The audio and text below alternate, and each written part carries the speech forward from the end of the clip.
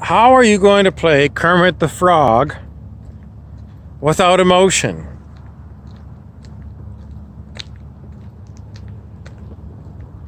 Would Kermit the Frog still be Kermit the Frog if he didn't have any emotion? Okay, we're going to send Kermit the Frog to Machu Picchu in South America, way up high in the Andes Mountains. And he's going to sit there in a lotus position for 10 years, and he's going to become Kermit Yogi.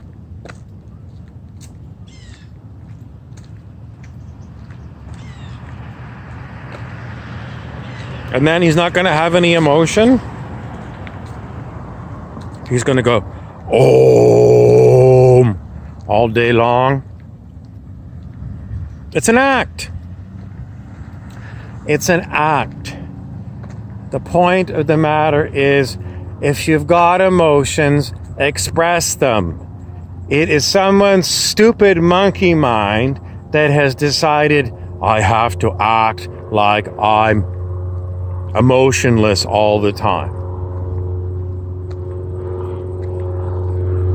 Because it's an act.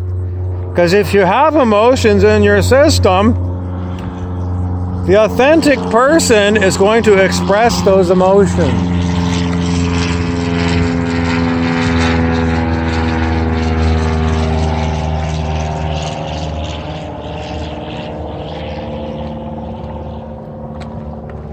If you are training to be a yogi and it's you and your yogi master and you're meditating in the lotus position, well, it's very possible that you can feel emotions rise up in your mind and watch them come and go.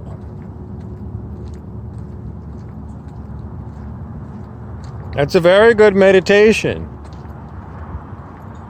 And, are you going to carry this meditation with you throughout your day? I don't know if any of you have seen the old TV show from the 1970s. It was called Kung Fu with David Carradine. He was basically that person. He spent years and years at the Shaolin monastery in China learning how to be a Kung Fu master. And he never got upset. He was always calm.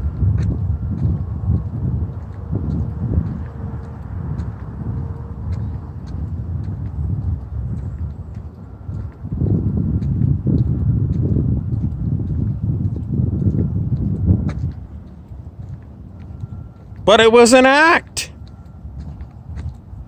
Act like you're a master of the Shaolin temple all the time. That's who I've become. David Carradine played the character, but he was an actor, and he played Kill Bill. These are different characters. So if you're spending all your time emulating the Shaolin monk, it's an act. Being human means you can act as many different kinds of characters.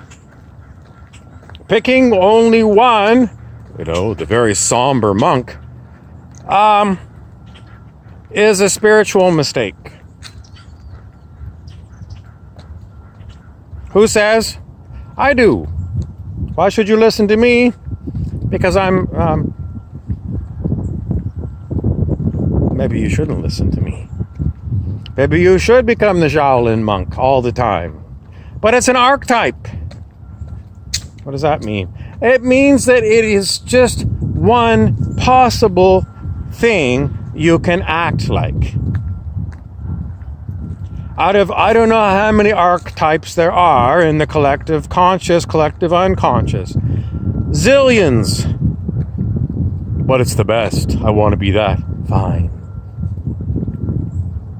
The point is, if David Carradine can pull it off as an actor, being Kung Fu, and then play Kill Bill, Still everything to do with martial arts, but a different character. And he's played other parts that have nothing to do with Kung Fu. It means if an actor can play you, but you're taking it to be very serious, I'm always going to be a Shaolin monk, you have stunted your growth as a human being. You have locked yourself into one character that you always play. This is another episode of Acting Lessons for Real Life. I'm Jacob Marley. Oh, the reason I picked Jacob Marley is because that's what came up. Jacob Marley was Ebenezer Scrooge, his partner in A Christmas Carol. Jacob Marley played the part of a miser. A miser is an old word that means someone who's very cheap with their money. They have tons of money, but they don't want to spend it, especially spend it on other people.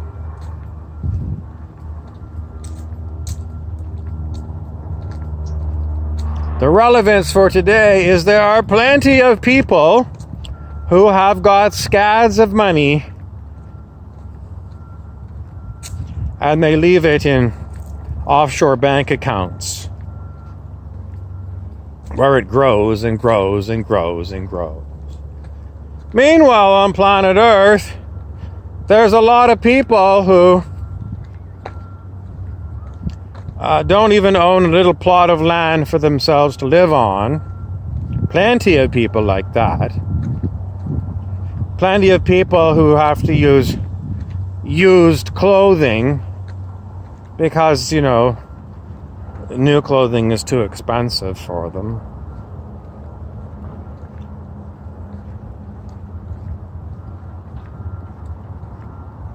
Imelda Marcos, the dictator Ferdinand Marcos of the Philippines' wife, was famous for having 10,000 pairs of shoes or something.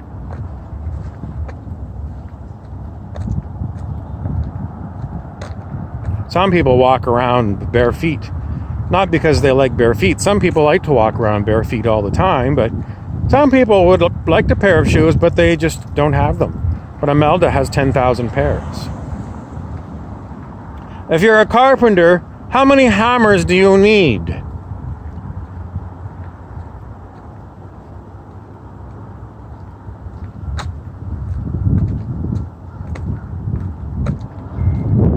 You might need several if you're a carpenter. Specialized hammers. You might need a giant sledgehammer for destroying old buildings that have to get rebuilt. So you need a sledgehammer, a giant one. You might need a very small hammer for doing precision work, fine carpentry, and maybe a general purpose hammer with a claw in the back for removing bent nails. But do you need a whole garage full of 10,000 hammers in order to be a carpenter? No. I keep calling on the rich to spend their money on the poor.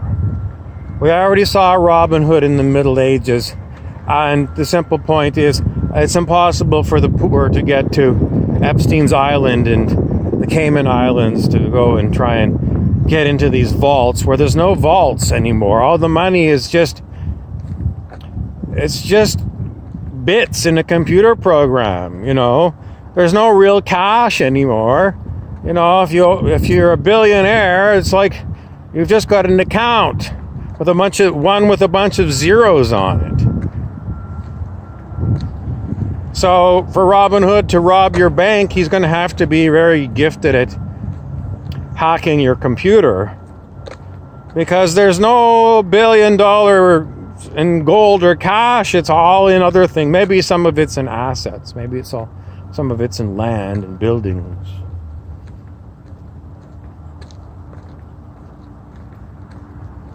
Why don't the rich give away their money as philanthropists? Because somehow they feel like they have earned it. Some of them inherited it and Well, sorry, I inherited it, and I've got this legacy I've got to pass on to the next generation. Some people actually, like Jeff Bezos, started a business and it became a billionaire. What's he gonna say? Well, I had the good idea, and I implemented the idea, and I put the work in, so I deserve all this money.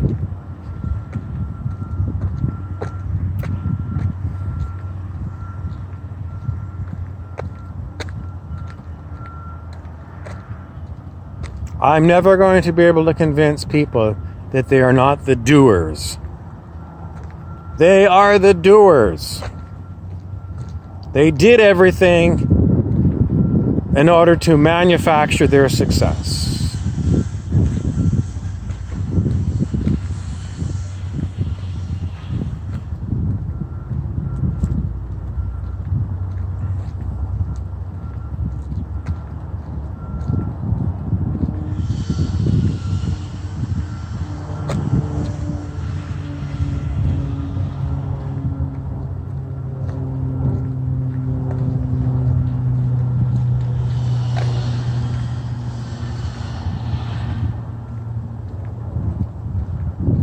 I cannot give you a huge lecture at this late stage of this video about being the doer.